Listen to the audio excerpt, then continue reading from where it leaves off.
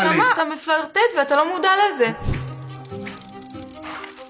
אני הולכת לתת לכם סיטואציות. בואו נבדוק אם אתם מסכימים או לא מסכימים. בזוגיות מותר לשמור סודות אחד מהשני. לא מסכים. מסכימה? אנחנו אמרנו שאנחנו מספרים הכל אחד לשני. יש לי סוד, אני אגלה חצי ממנו. נו? אני יצאתי עם מישהו מפורסם לפני שהכרתי אותך. ראיתי בפסטיגל, אני כבר מפחד לעבוד עם אנשים. כמעט הוצאתם שיר ביחד. בזוגיות צריך להקדיש זמן לדייט לפחות פעם בשבוע. לא מסכימה. לא מסכים. אין לי סבלנות לזה. לפעמים כשאני חוזר הביתה, האמת לי, למה באת כזה מוקדם? בזוגיות יש דבר כזה ידידים. אני מסכימה. ברור שאת מסכימה. אין לי ידידות. כל הבנות מהפסטיגל... למה אני הולך איתם לבית קפה ביום יום? אתה יכול? אוקיי. היום בערב אנחנו נעשה קריוקי. יכול לבוא?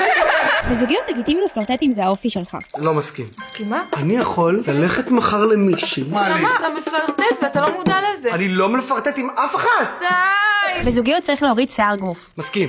אני, אם יש לך שרות בבית צ'כי, אני מאבד את זה. יש לו בעיה עם בית צ'כי. יש מלא סגנונות של בית צ'כי. כן. צהוב. דלדל. אנשים לא יבינו את זה. איך שלי? מושלם. חוץ מזה שאני מתגלח עם מה שהיא מנקת בבית צ'כי.